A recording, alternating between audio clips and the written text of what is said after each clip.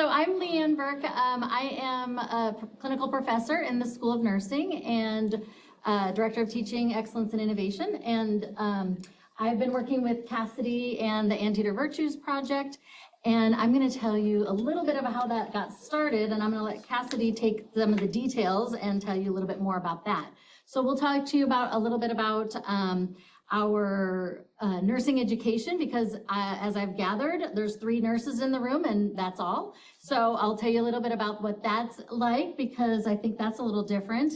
And then our courses and things that we learned from integrating the Anteater virtues into, or the intellectual virtues into our coursework, and what we learned from that and where we want to go with what we learned. So hopefully this all moves quick. Actually, it moves. There we go. So a little bit about nursing. And I'm not sure if you've heard, but we're the most ethical and trusted profession for 23 years standing. Thank you. And the only year we weren't was 2001, and we allowed the firefighters to have the title. I'm sure you understand. You know, we let them have it, but we are known to be the most trusted profession, but it doesn't come easily. It is a lot of work. This profession is frequently called the calling for the very fact that it is a vocation and a calling, but it's also a skilled profession. And with that becomes a lot of responsibility. Nursing is grounded in integrity and compassion and humility. All of these things we've been talking about today, all of these things that take time to grow into. It takes time to develop in a person. You don't just learn how to start an IV and all of a sudden you have integrity. You don't learn how to listen to someone's lungs and give them a bed bath and become a virtuous person. So these are things that we need our students to have, but how they are formed that way takes time. So we also, you may have been paying attention to the news, and or if any of you are fans of, or were fans of ER, highly recommend you watch The Pit. It's a wonderful new show, just won an Emmy, I think, last week. Highly recommend it because it's a very realistic view into the emergency room and the challenges nurses are facing today, which include violence against nurses and violence in healthcare, challenges to teamwork, racism, sexism, classism.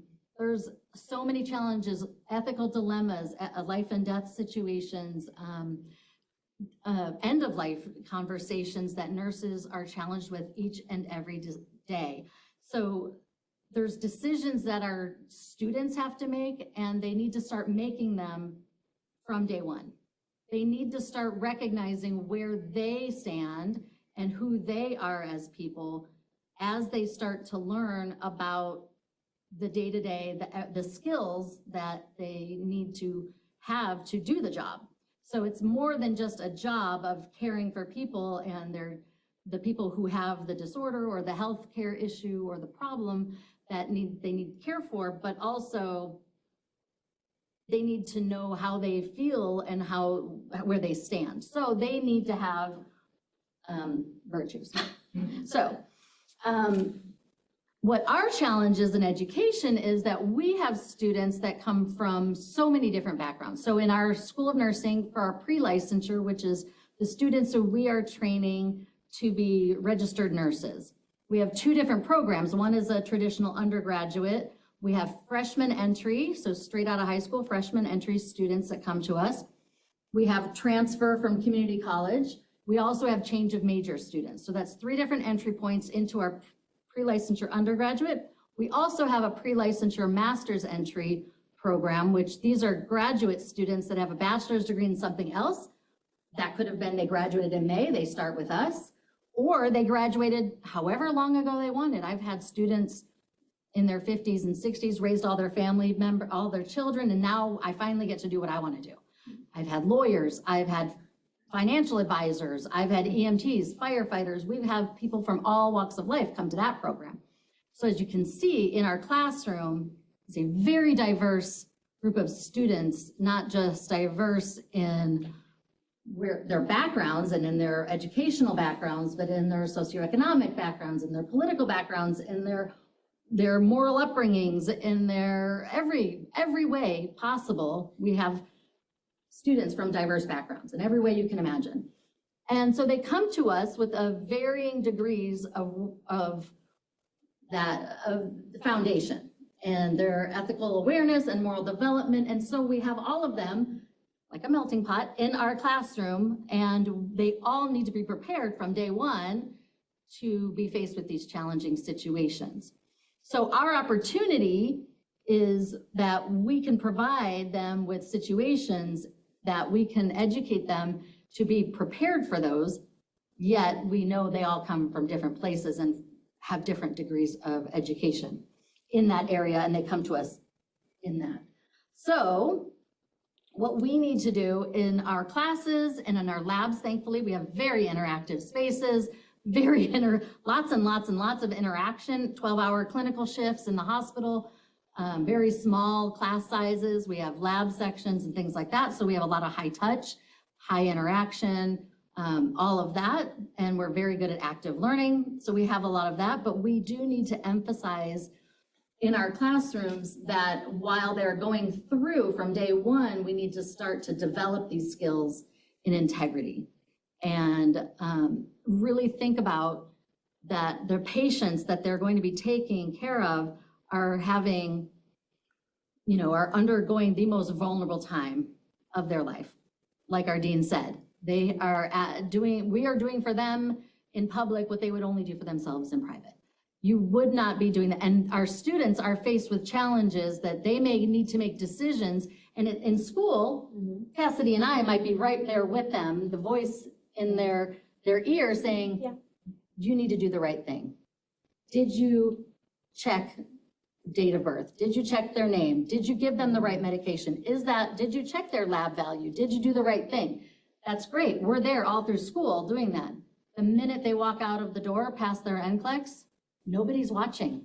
And it's very easy to cut corners. It's very hard to do that in a very fast-paced, it's very easy to cut corners, and it's very hard to do the right thing in a fast-paced, complex, classist system, which is healthcare, with very challenging environments that it has. So we need to get our students engaged in this discussion and really actively learning, and we need to have it in places that they are working through it from the first day all the way through the entire program consistently. But it's not easy to do. And I was grappling, as I was the program director for the two pre-licensure programs, and I was kind of grappling with how do we do this without causing psychological harm? Because the ways I've seen students really grow in their integrity has been when something bad's happened. I made a med error. Oh my gosh. What am I going to do? I'm a terrible person. How am I going to overcome this? And that's when they've had the most growth, is when they've either almost made an error or have made an error. They have these profound experiences and they've grown. And then we work through it together and they graduate and they think, oh, I'm so glad I did that when I was in school as a student and I had you and the other students and faculty to help carry me through that, and I'm a much better nurse now. Or I missed that and I'm so glad you were there to help me catch that and do better. But I don't want to put them through that psychological harm. So how can we do this and have this all-encompassing, this learning experience without that harm? So we were working through that, and we were so very lucky to have been brought into the Anteater Learning Project or Virtues Project and partner. So as we were working through it, Cassidy came on board and was thankfully teaching the two best courses. Yay. Where it could work. So she's going to tell you exactly how we implemented it and how it works. So I could just give you the background. So hopefully now you know why we did what we did. Yes, absolutely. So like Leanne said, I did come on board and I took on these two courses. They were in 2 separate years. And so I just want to show you this chart here, which is intended to give you an overview of what our nursing curriculum is like. We have two programs that are running simultaneously in our pre-licensure program. So we have our master's entry and we have a BSN program. What this means is that when we implemented the virtues, we were implementing them in two separate cohorts. So 1 year of students was behind the other group of students. So in our pre-licensure for nursing program, the jump from the very first quarter to the very last quarter is significant in the level of responsibility, in the level of professional identity that students have. And so we were very strategic about selecting the courses that we did for this exact reason. The first course that we implemented it in, which was Frameworks for Professional Nursing Practice, takes place in that very first quarter in the fall of their first year. So this is intended to be a non-clinical course that is an introduction to the profession and gives them an understanding of the healthcare landscape that they are about to enter. At this point, they have not even touched a patient. They are literally just in the classroom and just in skills lab, getting their feet wet, getting comfortable with asking the questions and understanding what they are about to enter. However, once they enter winter quarter, things pick up pretty quickly, right? They're seeing patients and the expectations increase, and also the risks and the challenges increase. And so when it came time to figure out how to incorporate the virtues, I really wanted to pay attention to the types of questions students were coming to me with. They're seeing actual encounters and interactions between physicians and nurses and patients, and coming to the clinical instructors at the end of the day and saying, hey, this is what I witnessed.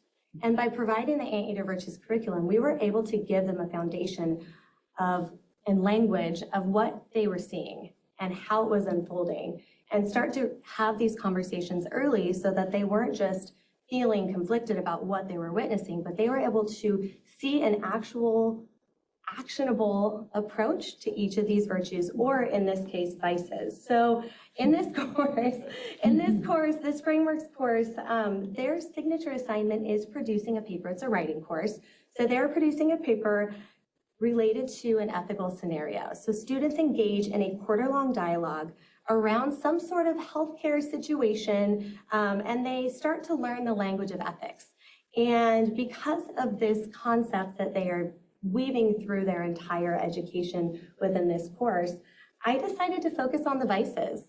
And you can probably see why when we talk about nursing, gullibility, right? Nurses are there as a safety net for patients. They are there to double check everything. They are right there at the bedside with the patients or out in the community with the patients. And we expect them to come out with a voice and confidence and a sense of self so that they can interfere when they think something is not right. So gullibility is a big one. Closed-mindedness is another one, right? And inferiority and superiority are things that come up frequently, especially in those encounters that I mentioned previously. So this gave them some language and an understanding of why those things are coming into play and how they might be able to interact with those situations and have a better understanding of what to do as a nurse and what their role is. And so ultimately, when it came time to analyze their application of the virtues at the end of the quarter, they completed throughout the quarter a series of modules. Thank you, Tom, for marching those along with the course content. And then at the end, they gave a final presentation where they synthesized their ethical scenario and they applied the vices, considering how the vices might come into play in that scenario and what they might do to counteract those. So fast forward to winter 2025. So this is that cohort of students that's about to graduate. Another key point in their education. They are preparing to enter the workforce. They are preparing for interviews. They are creating their personal narrative and defining who they will become as nurses. And so this leadership and management course focuses on rehashing some of those things that they learned in their frameworks course. We go over communication, collaboration, ethical and legal challenges, patient and workplace safety, and then finally quality improvement and leadership. And their signature assignments for this course is to create and actually complete a quality improvement project with a clinical or community partner. And they also create an entire professional portfolio that they turn in at the end. And that's what we ultimately decided to match up the Anteater virtues with.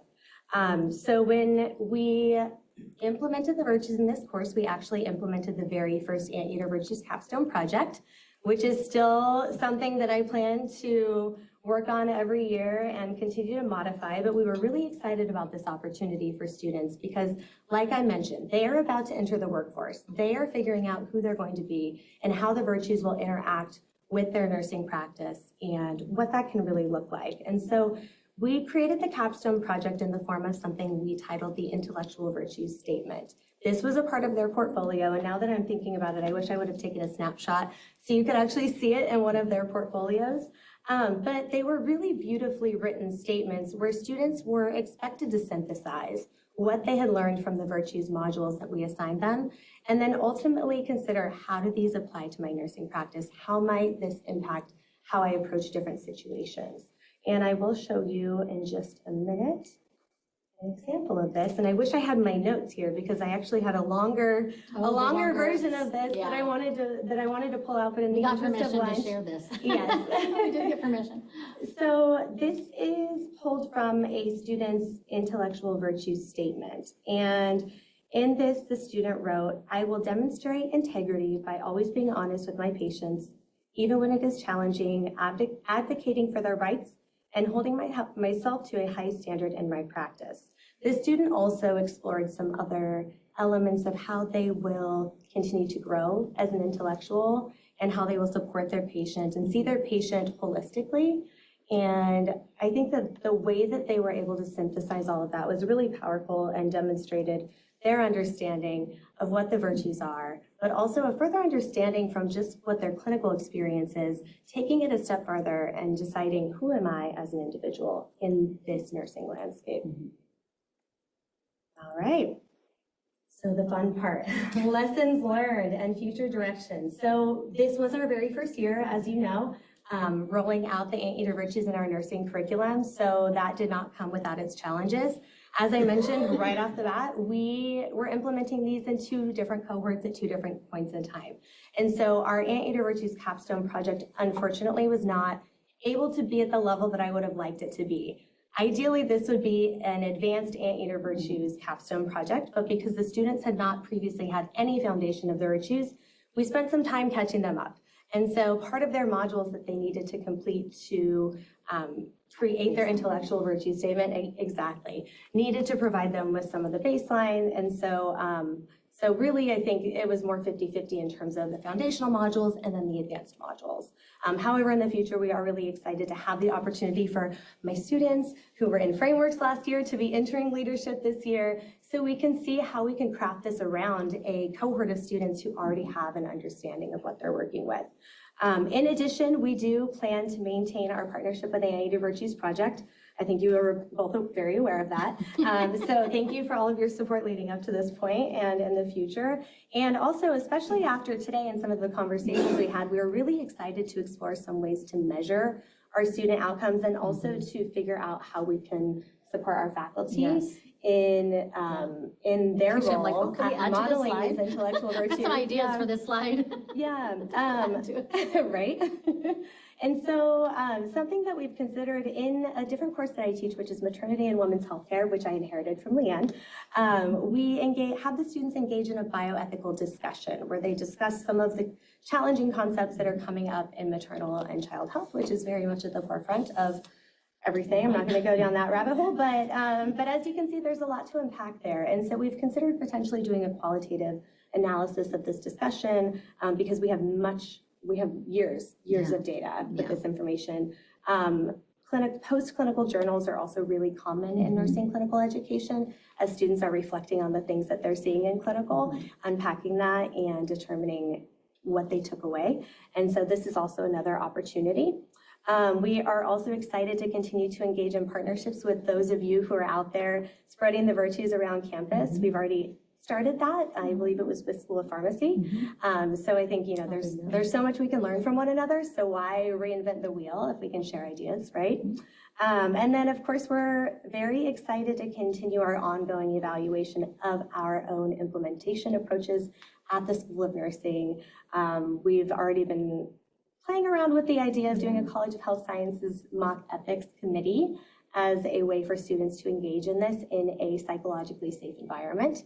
And also are interested in potentially utilizing our simulation lab for a way to roll out the virtues. So I think at this point we have too many ideas and not enough time. So we'll see how it unfolds, but I'd say that's a pretty great place to be at this point. So really looking forward to see how that goes. Seeing how that goes. And then we definitely would like to thank our Anteater Virtues Project team sitting right in front of us for all of your help. You were instrumental in helping us implement that. You have a lot of support. Yes, absolutely. And of course, our Dean of the School of Nursing, Dr. Mark Lazenby, and Dr. Mike Bueno, who's our pre-licensure program director, who's not here currently. But without all of you, it would not be possible for us to be able to implement this. And then finally, if you're interested in learning more about what we've been doing at the School of Nursing, there's an article linked here. And both of our emails, should you wish to reach out. I know we are competing with lunch, but if you have any questions, I know you're we'll starving, take them. but we're happy to answer questions or. Thank you. Any questions? Duncan? No. Just to say, we're delighted to have nursing involved in this. It's been wonderful seeing what you're doing. And having a practice-based discipline, I think, is one of the first ones doing the capstone. Really important. I was just really, it's great that you focus on the vices. I think that's really interesting. And one thing that interests me about that in the context of nursing, my sister's been a nurse for 40-odd years. I get a lot of stories about nursing practice from her. What's interesting is, I'm sure it's the same over here, in the NHS back in Britain, you have the consultants, which are really high-level people, highly skilled, paid a fortune. And then you have the nurses who aren't paid a fortune, of course, are highly skilled, but different kinds of skills.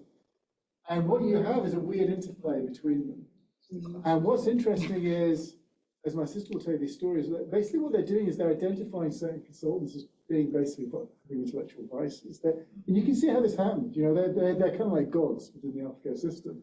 And they start to behave as such, and they start to have these vices. And the nurses, as it were, start to develop practices to deal with the intellectual vices of these people that they interact with. And I find this little ecosystem, this intellectual ecosystem, quite interesting. And I would be very interested to see how, with your students, how an awareness of the vices, how it impacts on their, because when I talk to my sister, she doesn't really think of it in terms of intellectual vice, but that's kind of what they're doing. They're identifying it. So to learn about intellectual vice is not just to recognizing yourself, but to recognizing others and to deal with them accordingly. Yeah. Comment? Yeah, well, I don't know if you want to make a comment, but yes, I mean, we do have, actually, there's a lot of data on bullying in healthcare and in nursing, within nursing, without nurse, like among interprofessional, intraprofessional, and within healthcare in general, but that classism as well. And that's from different types of nursing, and then nursing, medicine, pharmacy. I mean, there's all kinds. There's a lot of that layering effect. And so yes, I think understanding what they're walking into, because I think a lot of our students, especially if they don't really know what the profession is, what they see on what they think nursing is and what it actually is very different. So they come in, I want to care for people. I care about people. I want to be around people. I love people. I want to help them, right? But a lot of what it is doesn't feel like that so often. And so really understanding how to work in the environment when you then learn and see some of these behaviors is hard. So we have to help and give them tools and help them to recognize what is actually going on. So giving them the tools and the communication and to recognize it in themselves and why it's detrimental and what's important about it, and then how to improve the environment for themselves, for their safety, for the patient's safety, and then kind of shine the light on why it's not, why it can't happen. Perpetuate. If you can afford me an illustration here, or an example, I should say, and not at this university, but I was on the ethics committee for a surgery in which a clamp that was about 10 inches long was left in someone's abdomen. And of course, the patient did not fare well, lived, but did not fare well for quite a while. In the debate, you know, we brought the whole OR team in. The consultant, or here, the attending or the surgeon, blamed the nurse for not counting the equipment, and that is one aspect of a nurse's job in the OR. At the same time, the physician's job, the surgeon's job, is to look in the field, to inspect the field, and how you miss that. It's a team sport. The radiologist's job is post-op to take a picture of it and say what's there. The radiologist reported that that clamp was laying on top of the body, not in the body. So we had errors all along the way, and no intellectual humility along the way, except, you know, the nurse did not count. That's where it fell. That's who took the heat. And so the classism is very much a part of the ecosystem in healthcare. And knowing the vices ahead of time, I think helps, absolutely. The other example is myself as an oncology nurse practitioner. I once wrote a prescription for a chemotherapy that could have killed a patient. Thankfully, there are checks and balances in the system, and a pharmacist caught it and called me. And so intellectual humility here is like, I made a mistake. I could have taken a life, right? And that's what Leanne was talking about here, the profundity of it. Yeah. And to teach them that profundity in a safe environment before they encounter it. Any other questions? Yes. Thank you so much. Yeah, I'm thinking about your last comment here, just about sort of the high stakes that are involved. And I was just wondering if you, maybe it's too early, but if you've had any follow-up feedback, right? Like, so the students are learning about this in the safe environment, right? Then they go out into the world, into daily nursing practice, where the rubber hits the road. Have you been able to speak to them about, like, does it change how they think about intellectual virtues, how they grapple with them when they're actually on the ground, sort of faced with these very difficult life and death decisions? Not yet, but in a week, the fall quarter will begin. I mean, I've seen maybe not specific from this practice, but I have seen the students that did while they were doing the leadership capstone. We also simultaneously, I was doing a project with one of our other faculty where we did a simulation for one of her doctoral projects and had volunteers and it was an end-of-life palliative care simulation. And so it was kind of simultaneous to while they were doing the vices, and they had, or their leadership project, not the vices. The capstone project. And we had, I think, 15 students who volunteered to do a simulation with standardized patients who are patient actors and have end-of-life discussions and practice having these end-of-life discussions. And those 15 students did that, and they volunteered to do that, even though it was in addition and difficult to schedule, and it was on top of so many other stressful things, but they'd all been taking critical care. And in critical care, they were doing CPR and felt profoundly unprepared for what they were seeing. And they were caring for patients who were dying and at the end of life, and they were feeling so unprepared and unprepared for taking on the role of that professional identity and being that, oh my gosh, I'm the one who's going to be having these discussions. I alone am the one who's going to be doing these things. So they wanted to have this extra additional practice where they could have these confrontations with these difficult conversations and these dilemmas where they were going to have to tell someone and have a conversation about what are you going to do at the last moment of your life?